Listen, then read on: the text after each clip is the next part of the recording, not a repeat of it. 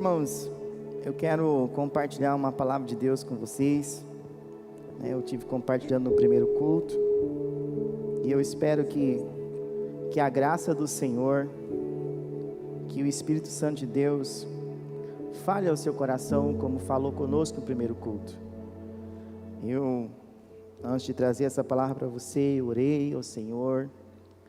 O Senhor falou muito comigo, e eu espero que Ele venha falar com você. Eu quero que você abra a sua Bíblia comigo, em Mateus capítulo 5. Está lá o tema lá, né? Se é para o Senhor tem que ser mais forte, né? Abre a sua Bíblia comigo, Mateus capítulo 5. Amém, glória a Deus. Dizem, né, que tem uma nação que toda vez que consegue chegar uma Bíblia lá, é uma alegria. Tem nações que o Evangelho não pode ter Bíblia. Então eles, com uma Bíblia, eles rasgam uma folha sem rasgar o conteúdo e manda, e cada um fica um período lendo as páginas da Bíblia. São relatos missionários. Então nós somos privilegiados por poder abrir a Bíblia, poder ler a palavra de Deus com liberdade, ter no celular, sem ser perseguido. O máximo que você vai ser chamado de crente, né? Algo mais grave que vão te chamar. Vamos ler lá o tema comigo? 1, 2, 3 e... Abençoados são os pobres em espírito. Vamos ler o texto agora. Mateus capítulo 5, versículo 1.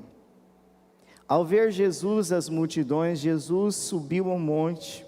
Ele se assentou e os seus discípulos se aproximaram dele. Então ele passou a ensiná-los. Jesus disse: bem-aventurados os pobres em espírito, porque deles é o reino dos céus. Eu quero ficar até aqui com você. Eu já iniciei, porque no primeiro culto nós iniciamos uma série. Nós vamos aprender sobre as bem-aventuranças, né? Segunda-feira foi soltado um vídeo de 4 minutos falando sobre essa bem-aventurança. Mas eu creio que Deus tem mais para nós, né? Tenho certeza que Deus quer falar muito conosco na profundidade da sua palavra, do seu amor. A Bíblia, ela é uma fonte inesgotável. Você está falando com uma pessoa que já leu ela algumas vezes, e todas as vezes que eu leio ela, eu aprendo um pouco mais sobre o meu Deus, sobre o seu Deus, sobre o nosso Deus. Mas, por que eu estou dizendo isso? Quem já leu essa passagem das bem-aventuranças? O que aconteceu aqui, irmãos?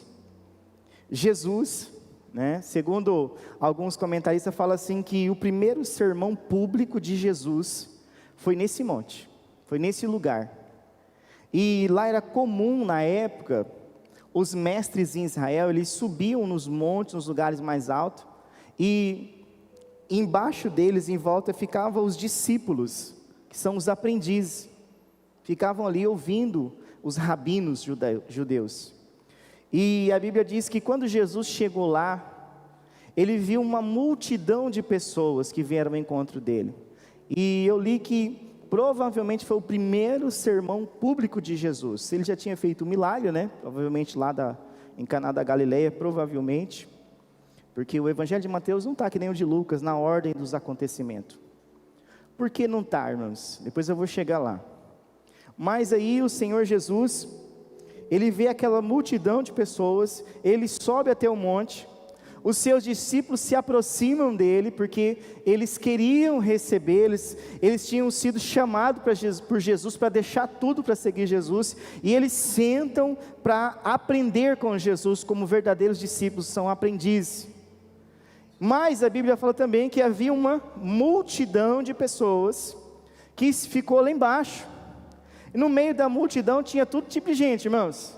Tinha gente que não acreditava, tinha gente curioso, tinha gente que, vamos ver mesmo se ele é o Messias, vamos ver mesmo o que ele está ensinando, é ele que fez o milagre, vamos ver mesmo, vamos conhecer esse homem que fez o milagre lá o milagre lá na Caná da Galileia, será que é ele que estão falando mesmo, que fez tanta coisa, é ele que João Batista disse que é o Cordeiro de Deus, vamos lá, vamos ver se é ele. Então no meio da multidão havia muitas pessoas curiosas, mas também a Bíblia fala que os seus discípulos sentaram em volta dele. E eu quero fazer uma pergunta para você de cara: você é discípulo ou você faz parte da multidão? Foi isso que o Senhor falou comigo. Você é um discípulo ou você faz parte da multidão? Porque na multidão não precisa ter compromisso com Ele, mas para ser discípulo dele tem que sentar em volta dele e aprender e praticar a palavra dele. E isso vai custar para nós, porque muitas vezes nós vamos ter que fazer coisas que nós queríamos fazer, mas a palavra dele fala assim: isso você fazia antes de ser meu discípulo ou minha discípula, agora não. Não podemos confundir em ser discípulo de Jesus e ser religioso. Eu estava conversando isso com a minha esposa hoje, nós estávamos conversando e a pastora falou assim, nós chegamos a uma conclusão, eu não costumo falar para ela antes da mensagem que eu vou ministrar, mas aí hoje nós estávamos conversando, e nós falamos assim, que hoje, quando a gente se posiciona, igual está escrito, a gente é chamado de religioso. Mas quando você não se posiciona e quer agradar todo mundo, aí você não é religioso, você é legal, você é um cristão mente aberta. Cuidado, tem uma teologia, uma linha teológica chamada teologia liberal. Teologia liberal. Alguns não acreditam nem que Jesus fazia milagres. Eu acredito que ele foi um grande líder. Então quando você ouvir falar desse lixo chamado teologia liberal, foge. Que fala que eu e você somos igual, ou mesmo nós somos como Jesus mesmo. Não, nós temos Jesus, nós não somos iguais a Ele, nós somos justificados por Jesus e o Espírito Santo nos faz um com Ele, mas nós não somos na mesma medida não. Então tem uma teologia que está rodando na internet, e às vezes se compartilha uma coisa sem saber o que o cara está ensinando. Às vezes a palavra é bonita, e não passa de um coach que usa o Evangelho para falar o que ele acha que é. Então, meus irmãos, eu estou falando de ser discípulo. Ser discípulo, eu aprendi com o meu primeiro pastor. Ser discípulo é o quê? Ele falava assim, ó, aqui estava o mestre, aqui estava o discípulo. E o mestre fazia e o discípulo repetia. Havia um ditado em Israel que o verdadeiro discípulo, ele recebia a poeira do seu mestre, porque ele andava tão perto dos passos dele, que ele recebia a poeira. Quando eu falei lá dos discípulos estar em volta, lá em Atos tem um texto que diz que Paulo, ele foi discípulo de quem? Gamaliel. Ele foi criado aos pés de Gamaliel, que era um mestre da época, o apóstolo Paulo, antes de ser o apóstolo Paulo. Então ele foi criado aos pés daquele mestre. Mas a palavra de Deus diz que o Senhor Jesus, chegou uma multidão para ouvir, mas os seus discípulos estavam ali, ó, em volta de Jesus. E mesmo assim, irmãos, nós sabemos no final o que aconteceu, né? Quando Jesus vai ser crucificado, todo mundo foge. Pedro tenta chegar o mais perto possível, mas ele nega Jesus. O Judas traz Jesus. Pedro falou assim: eu não nego. Não foi assim? Eu não nego. Mas será, irmãos, que nós somos discípulos ou nós somos a multidão que segue Jesus? Nós somos uma igreja grande ou uma grande igreja? Tem diferença? Tem. Uma igreja grande, ela tem uma multidão. Uma grande igreja, ela tem valores na palavra. É bem diferente. E Jesus, Ele não veio estabelecer um reino religioso, um reino terreno. Para a gente entender melhor, irmãos, quando foi escrito o Evangelho de Mateus, o apóstolo Mateus, eu fiquei sabendo que ele escreveu para o seu povo, para os judeus. E o judeu, ele esperava um rei, um Messias, um Salvador, porque eles eram governados por Roma. Então, no Evangelho de Mateus, já começa falando da genealogia de Jesus, de quem que ele era descendente, porque na profecia, tinha que ser descendente de Davi. A descendência dele tinha que bater com o que os profetas diziam no Antigo Testamento. Por isso que, quando você vai pegar o primeiro capítulo de Mateus, tem genealogia, porque foi escrito para o seu povo, porque o seu povo valorizava e sabia que o rei dos reis, senhor dos senhores, viria da descendência de Davi. Pode ler lá, que está falando lá, 14 gerações, e a palavra de Deus, ela nos mostra que Mateus, além dele mostrar que Jesus era esse rei que eles esperavam, quando ele escreve o Evangelho de Mateus, Se você for estudar só no Evangelho de Mateus, vai ter 7 parábolas do reino, que o reino de Deus tinha chegado. Você vai ver, e por que é 7 parábolas? Porque a João fala bem assim no Evangelho de João: se fosse registrado todas as coisas que ele fez, os milagres, não haveriam livros na face da terra que caberia. Está escrito lá em João, aí no final do Evangelho de João. Mas Mateus, ele destaca sete coisas, estabelecendo o reino, falando das parábolas do reino de Deus. Olha, o reino de Deus é como? Outro dia eu falo sobre esse assunto. Mas por que 7? Porque na Bíblia, no judaísmo, 7 é um número completo. Então eles só aceitariam se mostrasse pelo menos 7 coisas, provando que Jesus era o rei que viria. E Jesus agora, ele chega nessas pessoas e ele fala assim, olha, ele começa a falar em cima do monte, fala assim, olha, bem-aventurados são os pobres em espírito, porque deles é o reino de Deus, ou dos céus, o reino do Pai, deles é o reino dos céus, dos pobres de espírito. Eu disse naquele vídeo lá que os pobres de espírito não tem nada a ver com o estado financeiro da pessoa. Jesus não estava falando desse estado. Jesus aqui está falando das pessoas que não foram alcançadas ainda, que vivem num estado de pobreza espiritual, que não o conhece ainda. É isso que ele está dizendo. É aquele que fala assim, meu Deus, eu não entendo nada de Deus. É um pobre de espírito. É nesse sentido que ele está dizendo. Ou então aquela pessoa que se sente tão pecador, que ela não se sente digna de chegar na presença de Deus. E Jesus estava falando que esses são os pobres de espírito, pobres em espírito, são esses que não conheceram Ele ainda. Aí eu vou abrir um parênteses aqui para tentar te explicar outra coisa que acontecia no tempo de Jesus. Tinha uns homens que eram responsáveis para ensinar a palavra, que eram os fariseus nos cultos, que eram na sinagoga, no templo. O que eles faziam? Eles ensinavam várias coisas das cerimônias deles, algumas coisas até extra-bíblica, que não estava na lei, nem nos profetas, que Deus não tinha estabelecido como conceito de salvação, mas eles achavam assim, olha, se a pessoa é pobre, miserável, numa condição financeira, Deus não está com ela, e eles só aproximavam, porque eles acreditavam que a bênção de Deus só estava sobre os prósperos.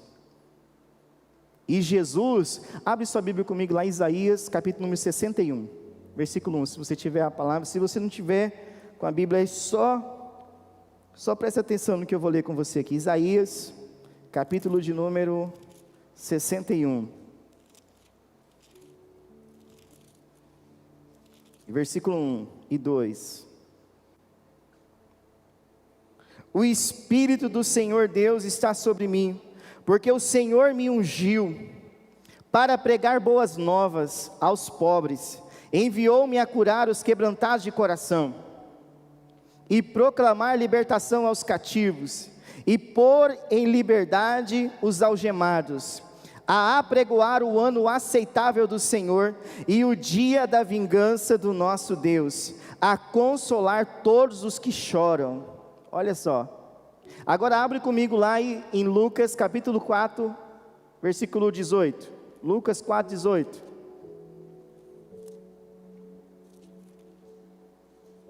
Lucas, ele escreve o evangelho de Lucas para os gregos. Lucas era grego, por isso que ele era um historiador, por isso que ele tem mais conteúdo, ele gostava dos detalhes, e ele queria mostrar para o povo que o homem perfeito, o Salvador já tinha vindo. Por isso que ele escreve a Teófilo, né? Começa, excelentíssimo Teófilo. Alguns falam que pode ser um amigo, um rei, ou algo assim. Lucas 4, versículo 16,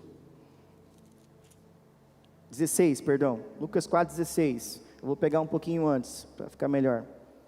Jesus foi para Nazaré, onde havia sido criado, no sábado.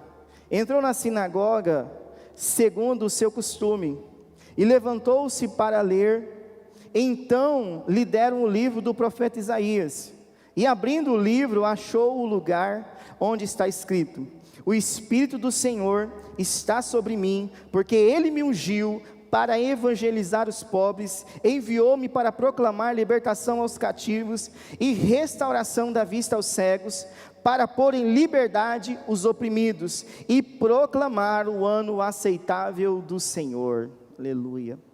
O que Jesus, olha, tinha o templo em Jerusalém, e as sinagogas eram fora de Jerusalém. Ele estava em Cafarnaum, lá onde ele foi criado, onde ele morou, que o pessoal conhecia ele. Ele voltou para lá. E era um costume, eu estava lendo sobre isso aí, era um costume, quando tinha um culto no sábado, na sinagoga, eles convidavam alguém para ler a palavra. Então eles davam a palavra para alguém que estava no culto. E Jesus pegou e foi lá, e eles deram, não, a Bíblia não era reunida igual a nossa assim, e saiu aquela passagem de Isaías 61, e não tinha capítulo, tá, irmãos? Nem versículo. Naquele tempo não tinha capítulo nem versículo. Então imagina, eram uns rolos. E Jesus, quando ele abriu o rolo do profeta Isaías, ele leu essa passagem que Isaías tinha profetizado cerca de 700 anos antes, sobre Jesus. E ele fala assim, olha, está se cumprindo aqui, o Espírito do Senhor está sobre mim. O que te faz lembrar? Lá no batismo de João, o que aconteceu quando João batiza ele? A Bíblia diz o quê? Que veio de forma corpórea, como se fosse um pombo, repousou para ele o Espírito de Deus, a voz do Pai do céu disse, esse é o meu Filho amado em quem eu tenho prazer. Então o Espírito do Senhor estava sobre Jesus. Jesus está ali, o Filho, o Espírito e a voz do Pai. Então a Trindade estava ali. Apesar de não ter essa palavra na Bíblia, mas estavam os três ali se manifestam. E o que acontece? Ele falou assim, olha, o Espírito do Senhor está sobre mim, e Ele me ungiu. A gente fala assim, vamos ungir isso aqui, porque era ungido como, irmãos? O óleo na época daquele tempo era assim, ou ele servia para passar numa enfermidade, no templo ele servia para consagrar um objeto. Se ungisse isso aqui, só podia ser usado exclusivamente na obra de Deus. Ungiu, pastor, unge o meu carro. Se fosse no tempo de Jesus, o seu carro a partir daquele momento era da igreja. Era do Senhor, acabou. Ungiu era a propriedade exclusiva do Senhor. Quer ungir mais não, né, irmão? Era assim que funcionava. E ele falou assim, eu fui ungido, mas não pelo óleo que vocês usam aqui em Israel, mas eu fui ungido pelo Espírito do Senhor. Ele está sobre mim. Quando Jesus terminou de falar essas coisas, o pessoal da sinagoga falou assim, epa, ele não é o filho de José, o carpinteiro? Pode ler nos versículos para frente. Depois você lê em casa, senão não vai dar tempo de falar o que eu tenho que falar com você hoje. Ele não é o filho do carpinteiro, não é filho da Maria? Como que ele está falando que essa passagem, esse rei, esse Messias é ele? Porque eles conheciam, irmãos. Eles conheciam a Bíblia. Não é que nem nós não, irmãos, que lê a Bíblia de vez em quando, né? Eu já saí dessa, graças a Deus, desse tempo. Mas, não, irmãos, eles liam mesmo, eles decoravam, os filhos, eles inculcavam a palavra na vida dos filhos.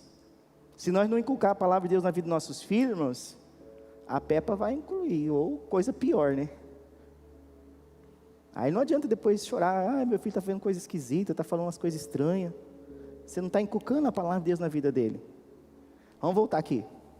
E ele diz assim, eu fui ungido por Deus, para chegar aonde? Com as boas novas aqui? Aos pobres, mas ele não está falando dos pobres financeiramente não, ele está falando dos pobres em espírito. Está se cumprindo a profecia de Isaías, para chegar o quê? O ano aceitável do Senhor. O que é o ano aceitável do Senhor? Alguém sabe? Levanta a mão aí. O que ele quis dizer com isso? O ano aceitável do Senhor, irmãos, está lá em Levítico, não vamos ler não, mas está em Levítico 25, eu estive pesquisando sobre isso aí. Quando Deus deu a ordem, as leis cerimoniais, as leis para o povo dele, lá no Antigo Testamento, ele falou assim, vocês vão trabalhar na terra 6 anos, no 7º ano é um ano sabático, a terra tem que descansar. Então esse é o ano aceitável do Senhor. Então vocês vão, se tiver escravo, vocês vão dar liberdade para o escravo, só se ele não quiser deixar de ser escravo, aí você fura a orelha dele, como gesto que ele vai ser escravo para sempre na sua casa. E ele falou assim, olha, se tiver algum irmão de Israel, algum irmão de vocês foram escravos no Egito, e se ele tiver quebrado financeiramente, e se alguém comprou a terra dele, você é muito próximo, você vai pegar e vai doar de volta a terra dele, para ele não ficar sem recurso. Então esse era o ano aceitável do Senhor. Mas Jesus está dizendo aqui: eu não vim trazer esse ano aceitável de uma bênção material, eu vim trazer uma bênção espiritual, eu vim alimentar o pobre, eu vim dar o alimento espiritual ao pobre de espírito, eu vim libertar o oprimido, eu vim libertar o cativo. É isso que ele estava dizendo, mas ele está falando de um reino espiritual. Eu vim trazer para vocês o meu reino, a minha justiça. Eu não vim trazer como os homens trazem, eu não vim trazer um ano aceitável, eu vim trazer uma libertação sobre a vida de vocês, porque vocês são pobres em espírito. É muito forte, né, irmãos? Como o Senhor foi falando essas coisas no meu coração, e eu sou muito curioso com a Bíblia. Você pode entregar qualquer coisa na minha mão que eu não abro, mas se for a Bíblia, a minha Bíblia, eu vou embora. Eu viajo na batatinha, eu gosto de aprender a palavra do Senhor. E eu fui pesquisando mais, e eu fui cavando os negócios. O que o Senhor quer dizer com a gente? Quem que são esses bem-aventurados? Eu li uma tradução, não sei se alguém tem essa tradução, chama assim, Nova Tradução Linguagem de Hoje. Alguém já leu essa versão da Bíblia? Ou Linguagem de Hoje, a mensagem. Aí tem NVI, NAA, Almeida Atualizada. Mas na linguagem de hoje, ou Nova Tradução Linguagem de Hoje, vai falar assim: felizes são. Bem-aventurado na tradução linguagem de hoje é felizes são. Na mensagem fala assim: abençoados são. Está bem lá na Bíblia a mensagem: abençoados são os pobres em espírito. Isso é que ele vai explicar. Mas, irmãos, como eu não sei ler hebraico nem grego nessas coisas, eu peguei e fui pesquisar mais um pouquinho. Eu falei assim: mas Senhor, é só isso mesmo? Abençoados são, felizes são? Aí eu descobri uma coisa, irmãos, que quando Jesus estava falando assim, que eles são abençoados ou felizes, como dizem na tradução linguagem de hoje, na verdade é uma palavra em latim que Jesus trouxe, como uma revelação divina para as pessoas. E ele disse assim, é a palavra assim, beatos, que significa alegria divina e perfeita. O que eu tenho para vocês aqui, vocês que são pobres em espírito, é a alegria de Deus perfeita, que vai saciar, é o reino dele que eu estou trazendo para vocês, aonde vocês não vão depender mais das coisas deste mundo para satisfazer vocês, aonde quem vai satisfazer vocês vai ser o próprio Deus, que Ele vai trazer uma alegria perfeita. Aí Ele me faz me lembrar, que não está anotado, um versículo que fala assim, que a alegria do Senhor é a nossa força. Olha só, irmãos, é uma alegria perfeita. Fala assim, crente não brinca, né? Crente come, que é uma maravilha, meu irmão. Que coisa boa é comer, não é bom? Que coisa ruim é ficar com fome, né? Onde tem um monte de irmão, tem comida. E nós comemos, olha o resultado aqui, está quase voando os botãozinhos. Mas é verdade, ninguém precisa de beber para ficar feliz, ficar bebendo bebida alcoólica. Ninguém precisa cheirar alguma coisa para ficar doidão, para ficar alegre. Não, irmãos, o máximo que a gente fica meio doido é quando vem o Espírito Santo e enche a gente, alguns rodopia, cai no chão, né? Deixa para lá essa conversa, né? Mas é assim, o cristão, irmãos, quando ele recebe de Deus algo, aquilo que é perfeito, que é divino, a vida dele é transformada, porque o reino de Deus é estabelecido no seu coração. Era isso que Jesus estava falando. Jesus falou assim, olha, até hoje vocês têm buscado a satisfação através das coisas deste mundo, mas eu não estou falando de uma satisfação exterior, eu estou trazendo para você uma satisfação eterna, aquilo que vem do Pai. E eu estou aqui estabelecendo esse reino, trazendo para saciar sua fome espiritual. Você que é pobre em espírito, você que sente-se longe de mim. Era isso que o Senhor Jesus estava dizendo para eles. Eu quero que você abra a sua Bíblia comigo em Romanos capítulo 12, versículo 3. Olha que interessante que o apóstolo Paulo, ele escreve aos irmãos, Romanos capítulo 12, versículo de número 3. Também algumas traduções vão falar, em vez de falar pobres em espírito, vão falar humildes. E humildade dá uma confusão, né, irmãos? Quando fala de humildade, há uma confusão do conceito de humildade com a humildade na Bíblia. Olha o que diz aqui o versículo 3. Porque pela graça que me foi dada, digo a cada um de vocês, que não pense de si mesmo além do que convém. Pelo contrário, pense com moderação, segundo a medida da fé que Deus repartiu a cada um de vocês. Ou seja, pela graça é o que é o favor imerecido de Deus que nós recebemos, mesmo que vocês que são humildes, mas não é aquela humildade que ela fala assim, eu sou humilde, né? Quando começa a falar assim, porque não é, né, irmãos? Só que falar eu sou humilde, você pode ver que não é, né? Acho que as pessoas têm que ver isso, né? E a Bíblia fala que Jesus era o quê? Manso e humilde. Que os ensinos de Jesus era diferente. Aí quando você entende que as revelações de Jesus, ele traz ali, e fala assim, olha, eu tenho algo que nenhum fariseu tem para vocês, que nenhuma religião dessa terra tem. Eu tenho uma satisfação que ninguém pode dar, que ela vem de Deus, que vai saciar essa pobreza espiritual que vocês têm. Jesus estava falando sobre o seu reino. Tem alguns comentaristas, eu não vou entrar nessa linha, que fala que ele está falando de um reino futuro, um reino do milênio. Eu não acredito assim. Mas aqui que esse sermão está falando do reino estabelecido dos céus no nosso coração. É que nem quando ele ensina sobre a oração, ele fala assim, ok, Pai nosso está no céu, santificado seja o teu nome, venha o teu reino. Como que é trazer o reino de Deus até nós? Através da sua palavra, através de Cristo em nós, através do Espírito Santo habitando em nós. O reino de Deus é estabelecido em nossos corações. Porque se fosse um reino como os outros reis, preguei algumas semanas atrás sobre a justiça de Deus, eu falei sobre os reinos terrenos, então já tinha acabado o reino de Cristo. Mas como é um reino espiritual, onde Deus habita dentro de nós, ele é um reino eterno, é um reino que não tem fim. E Jesus falou assim, é esse reino que eu estou trazendo para vocês. E o apóstolo Paulo, ele entendeu, o que o apóstolo Paulo faz nas cartas? Ele simplesmente explica os ensinos de Jesus para a igreja, e aqui para a igreja de Roma, porque era uma igreja de gentios, romanos não eram judeus. E ele começa a trazer as verdades, falou assim, olha, vocês não pensem sobre uma falsa humildade, aquela que diz assim, ai, eu sou tão pobre de espírito, ai, que eu não sei isso, eu não sei aquilo, não é esse sentido de pobre de espírito não, irmãos, é quando eu e você reconhecemos que nós precisamos, que nós dependemos tanto de Jesus, que sem Ele nada podemos fazer.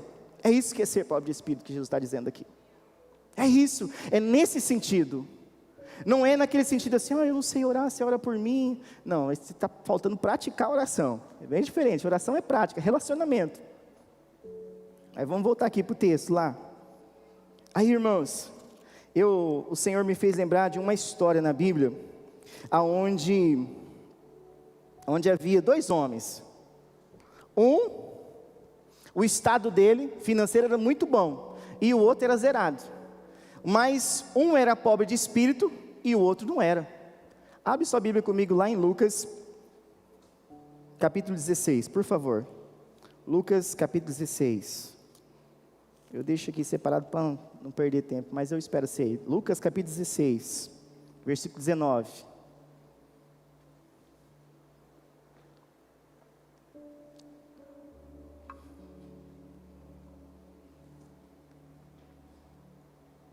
Diz assim, ora, havia certo homem rico que se vestia de púrpura e de linho finíssimo, e que se alegrava todos os dias com grande ostentação. Havia também certo mendigo chamado Lázaro, coberto de feridas, que ficava deitado à porta da casa do rico. Ele desejava alimentar-se das migalhas que caíam da mesa do rico, e até os cães vinham lamber as suas feridas. E aconteceu que o mendigo morreu, e foi levado pelos anjos para junto de Abraão. Morreu também o rico e foi sepultado no inferno, talvez essa versão está Hades. No inferno, estando em tormentos, o rico levantou os olhos e viu de longe Abraão e Lázaro junto dele. Então gritando disse, Pai Abraão, tenha misericórdia de mim, e mande que Lázaro molhe a ponta do dedo em água e me refresque a língua, porque estou atormentado neste fogo.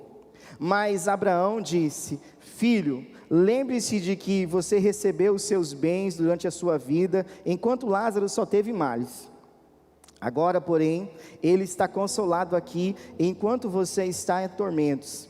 E além de tudo, há um grande abismo entre nós e vocês, de modo que os que querem passar daqui até vocês não podem, nem os de lá passar para cá.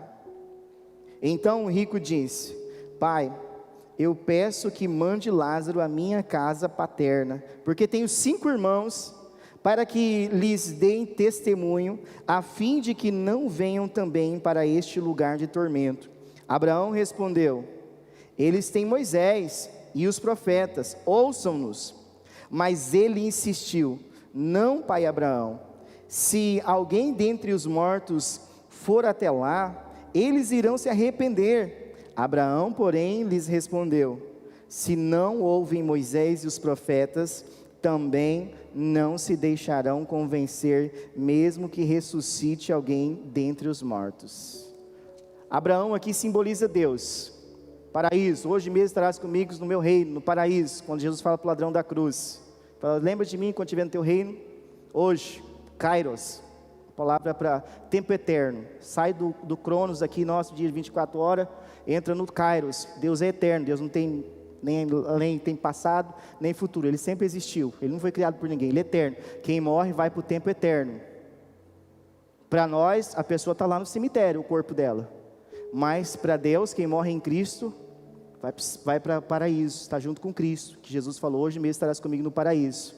Aqui, irmãos, já tem uma doutrina chamada, quem já ouviu falar sobre estado intermediário? Estado intermediário, sono da alma. Vou explicar o que é isso. Tem alguns grupos que acreditam no estado intermediário ou sono da alma. Quando vê lá em Coríntios falando sobre dormir no Senhor, que a pessoa, ela vai ficar no estado de inconsciência até a volta de Jesus. Outros grupos, quando morre alguém, vai lá, chama alguém, um sacerdote religioso, e faz lá alguma coisa para tirar aquela pessoa desse estado intermediário, para ela ir para um outro plano, para o céu. E na verdade, lá em Hebreus 9, 27 diz assim: ao homem está destinado a morrer uma só vez, depois da morte o juízo.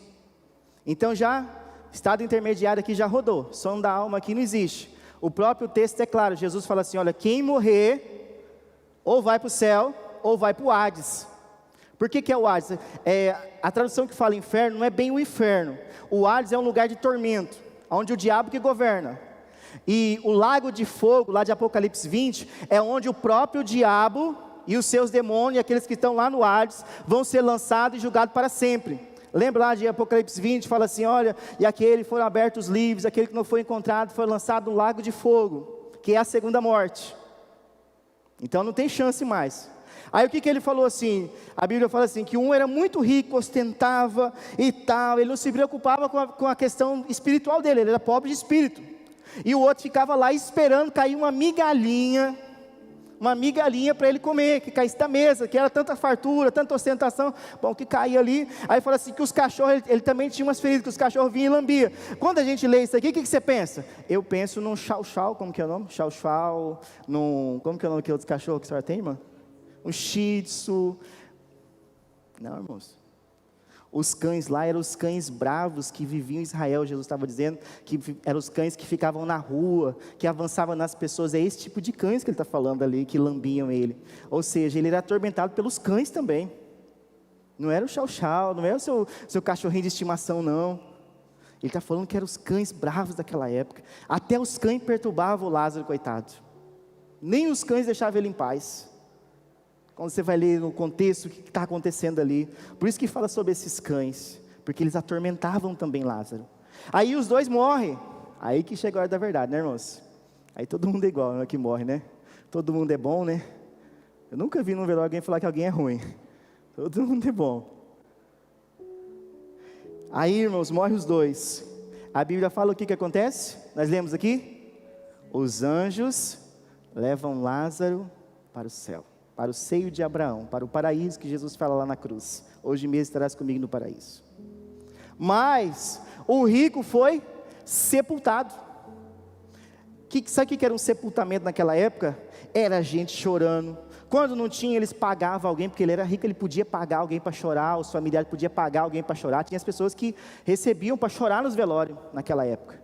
Então eles faziam aquele pranto total no velório. Então ele teve um velório, irmãos, o velório, provavelmente, eu estava lendo sobre isso aí, por isso que ele foi sepultado. Mas ele foi sepultado, o corpo no velório, mas foi para o Hades, o espírito, a alma. E o outro foi levado direto para o seio de Abraão.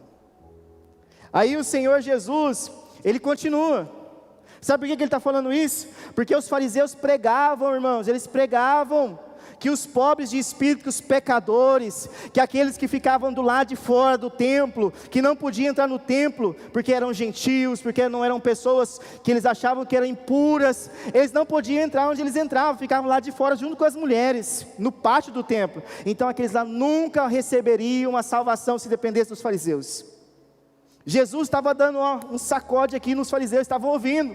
Jesus estava falando assim, vocês ficam bajulando os ricos desse tempo, vocês ficam com uma fé vendida, fica com uma fé mentirosa, de farsa, ostentando o poder, porque vocês são líderes religiosos desse tempo. Eu quero dizer uma coisa para vocês, tem muita gente pobre de espírito igual Lázaro, que vai subir para o céu, e vocês vão para o inferno. Jesus estava confrontando os fariseus, porque eles queriam matar Jesus, porque eles sabiam que Jesus estava falando deles.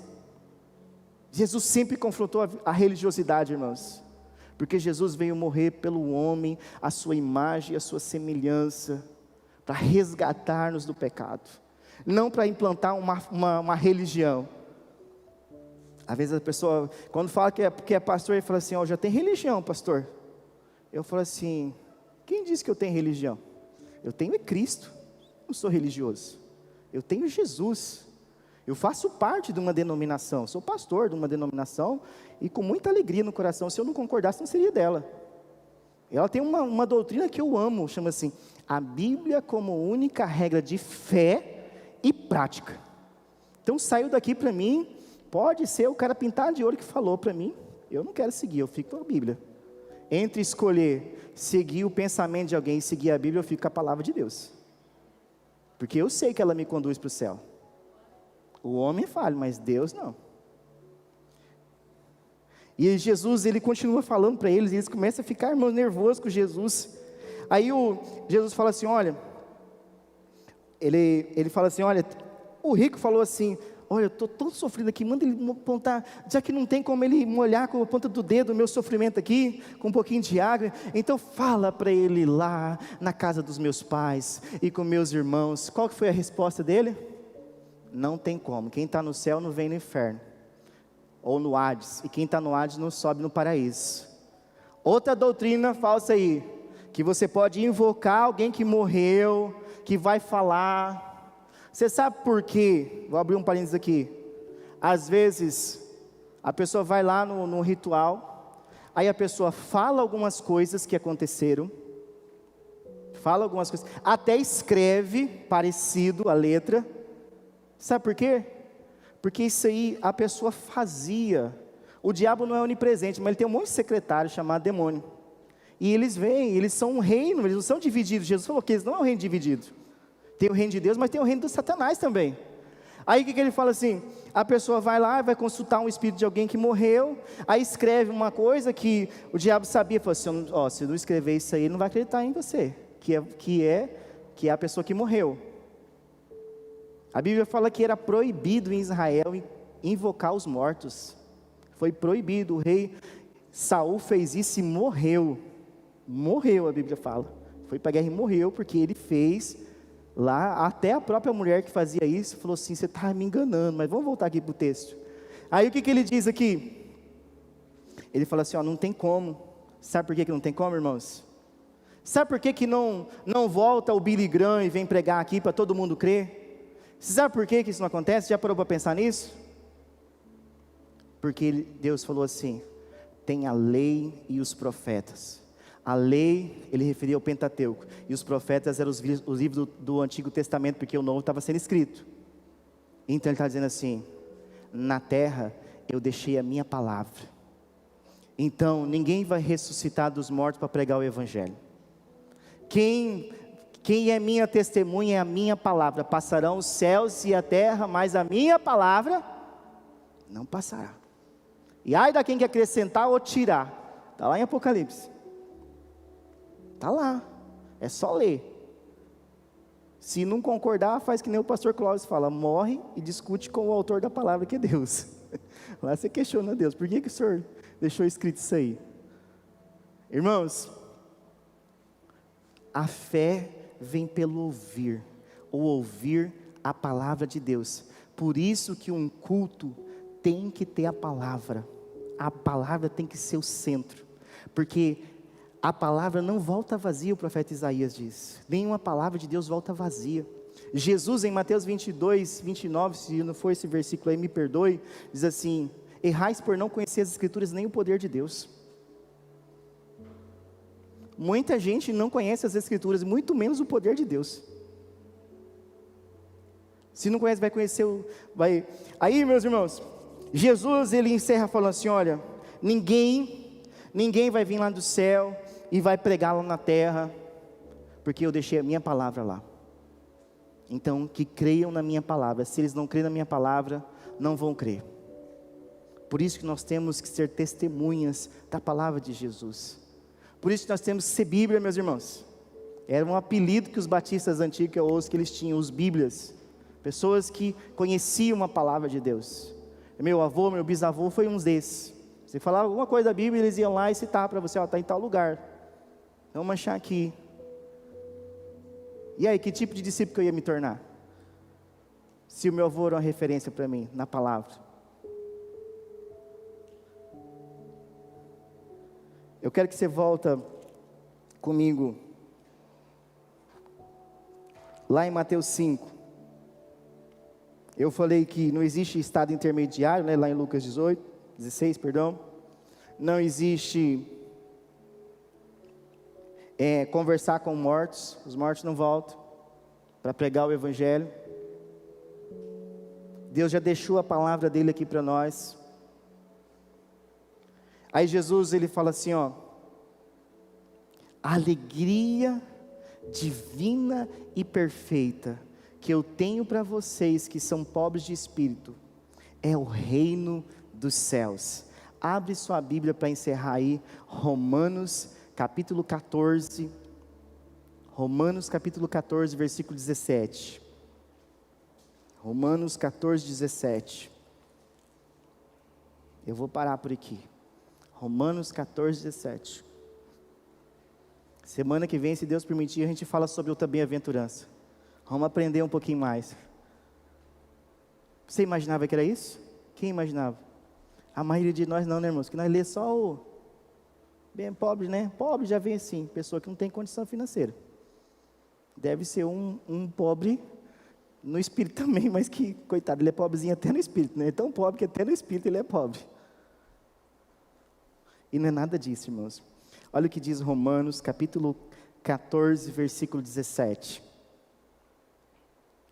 Porque o reino de Deus não é comida e nem bebida, mas justiça, paz e alegria no Espírito Santo. Ou seja, a alegria divina, a bênção divina que Jesus trouxe aos discípulos e à multidão que ele estava falando lá no monte, é essa. Ele falou assim: olha, até hoje vocês foram pobres em espírito, mas a partir de agora vocês vão receber a alegria divina.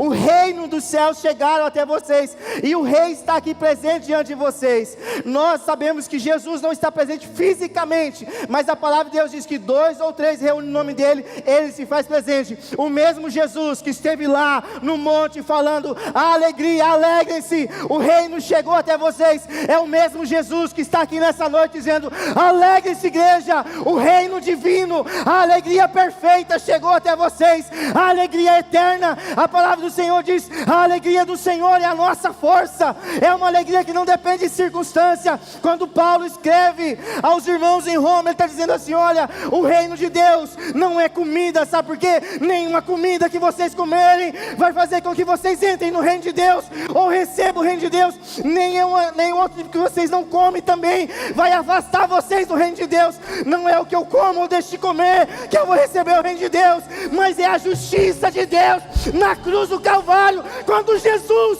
morreu no meu lugar e no seu lugar, igreja. Esse é o reino de Jesus. Essa é a alegria perfeita que consegue satisfazer o coração do homem. Meu irmão, você pode ter sonhos, projetos, quando você alcançar eles, se você não tiver a alegria perfeita, você vai sentir um vazio no coração que só Jesus pode preencher. Se fosse assim, ninguém que tinha bens ia atrás de Jesus, porque todo mundo corre atrás dos bens dessa terra. mas só encontra a alegria perfeita quando encontra Jesus. Eu já conheci homens que viraram homens e até pastores hoje, que estavam deprimidos e com muito dinheiro no banco, mas quando encontraram Cristo, encontraram a alegria perfeita. A alegria perfeita. Para de falar que os ricos vão para o inferno. Para, você não sabe o que você está falando.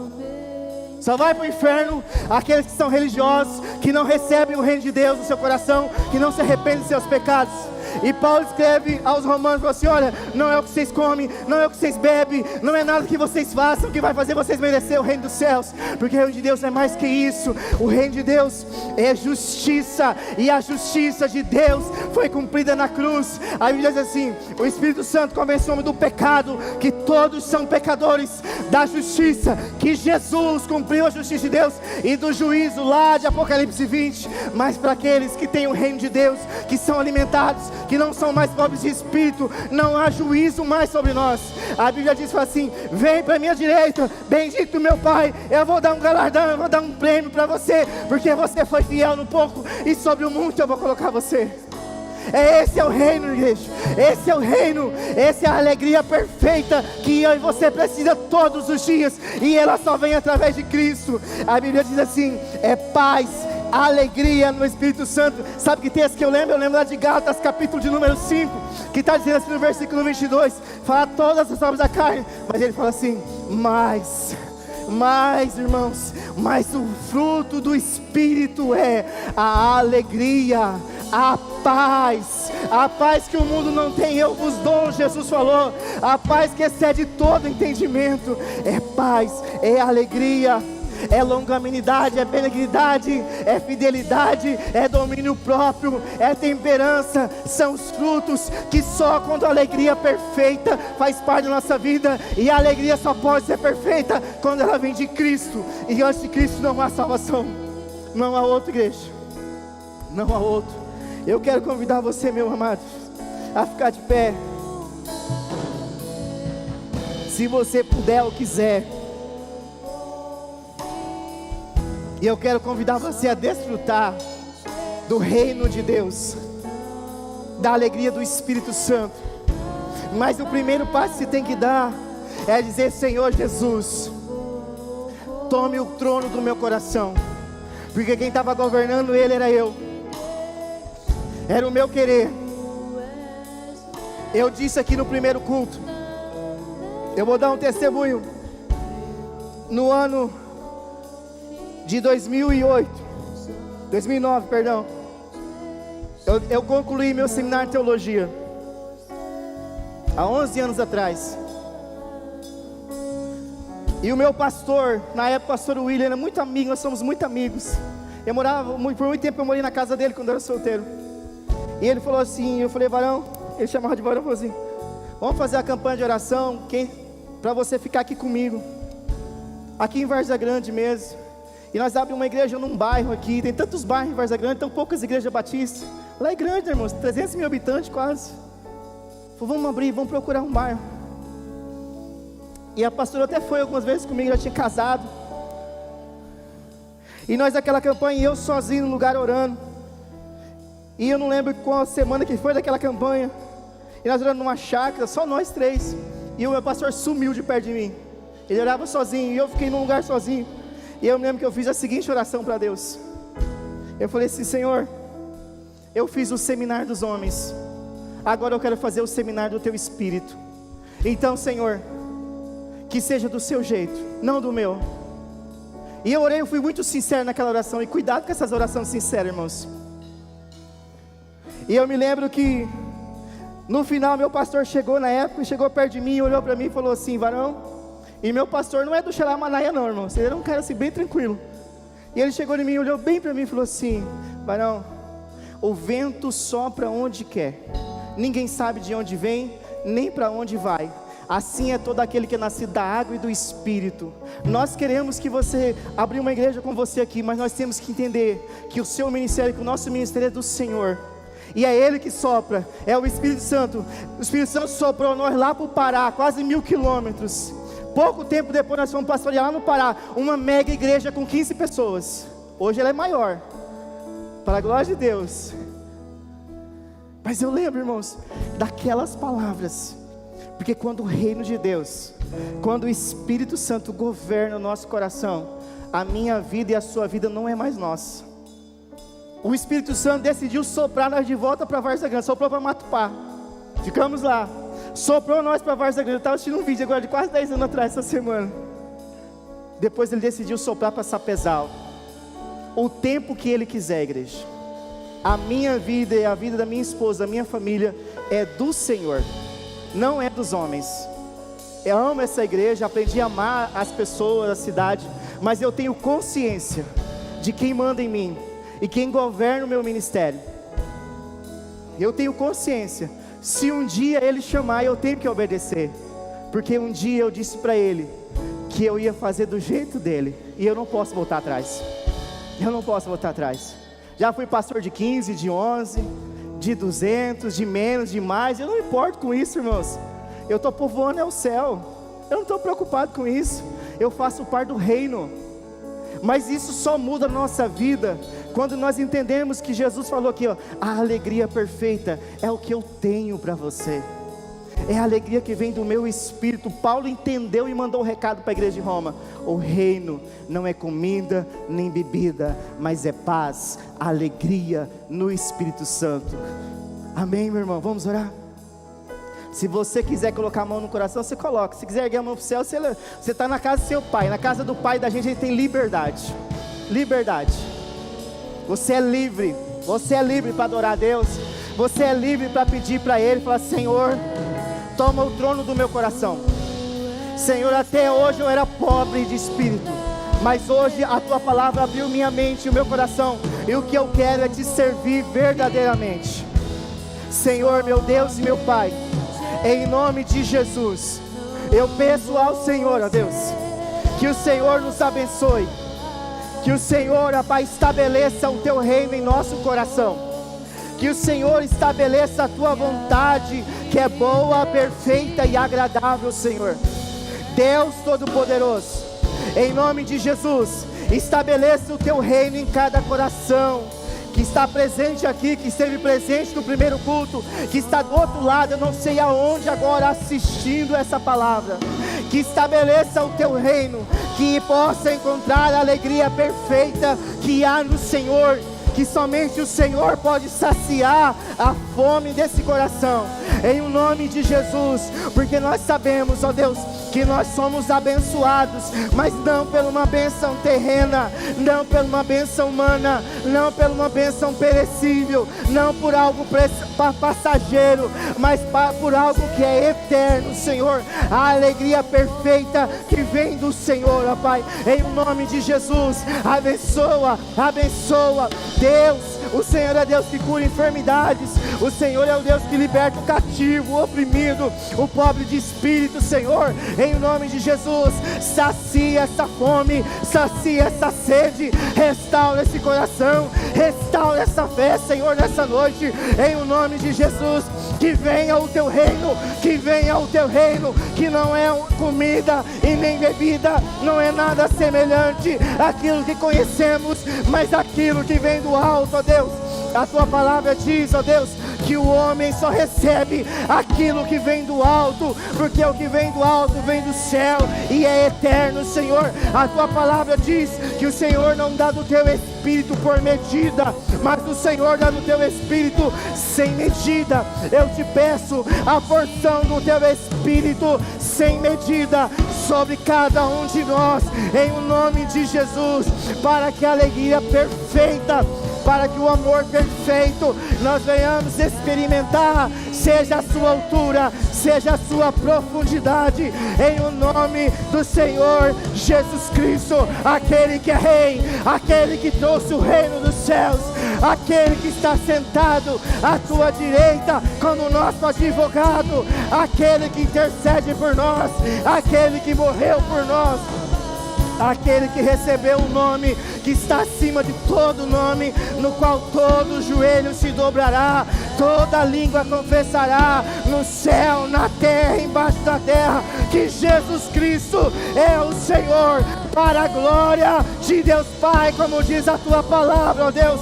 Oh, Santo, Santo, Santo, Santo, Santo, santo, santo é o Senhor, ó Deus, aleluia. Oh Santo, oh Pai, em nome de Jesus, Senhor, em nome de Jesus, Senhor, que nós oramos, ó Pai, porque o Teu Filho deixou a glória, porque Ele sempre foi rei aí no céu, Senhor, e se fez servo sofredor aqui na terra, Senhor, em nosso lugar. Deus, que os nossos olhos, que o nosso coração esteja, ó Deus, que estejam, ó Deus, em nome de Jesus, aprisionados, servos do Teu reino, Senhor.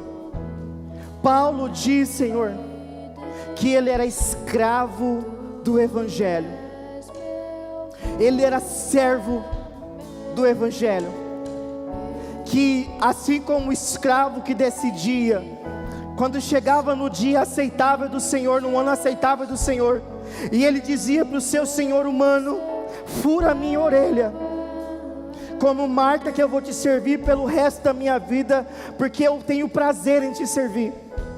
Que assim seja, Pai, que não a nossa orelha seja furada, Senhor, mas que haja a marca de Cristo estabelecida em nosso coração, que o nosso coração e a nossa mente seja marcado, ó Deus. A Tua palavra diz que o Senhor nos dá um novo nome, ó Deus, e um dia nós ouviremos o Senhor, em o nome de Jesus. Abençoe a Tua noiva nessa noite, abençoe a Tua igreja, Senhor, que nós possamos praticar a Tua palavra, como Cristo nos ensinou, Senhor, em o nome de Jesus. Essa é a nossa oração nessa noite, amém e amém, ó Deus, amém, meus irmãos. Vamos parar por aqui, senão vira vigília, né? Eu quero desejar para você uma semana muito abençoada por Deus. Eu tenho certeza que foi o Espírito Santo que te trouxe aqui hoje, que o amor do Pai, que as doces consolação do Espírito Santo, que Ele esteja derramando bênção sem medida, sacudida, recalcada e transbordante sobre você e a sua casa, e que essas mãos venham transbordar, que você seja, você já ouviu falar do crente esponja úmida, molhada, onde a esponja úmida molhada, ela chega, ela deixa encharcada. Que assim seja, onde você chegar, a presença de Deus chegue junto, chegue na tua frente, saia na sua saída, que fique onde você chegar, porque você é cidadão do reino de Deus. Nós somos cidadão do reino de Deus, por causa de Cristo, não por causa de nós. Em nome de Jesus, que assim seja essa semana na sua vida, amém? Vamos falar a nossa frase? 1, 2, peraí que a Ana vai me ajudar. Olha, ela está correndo ali, senão ela vai cair, perdão, irmãos. Ana, me auxiliar. Opa, obrigado. Essa é a minha princesa, ela é o recheio da bolacha, ela falou. Que tem o Davi e tem o Lucas, e ela é o recheio. Vamos falar a frase, perdoe. 1, 2, 3 e... Em Jesus são nós vencedores. Deus abençoe. Uma semana abençoada para os irmãos.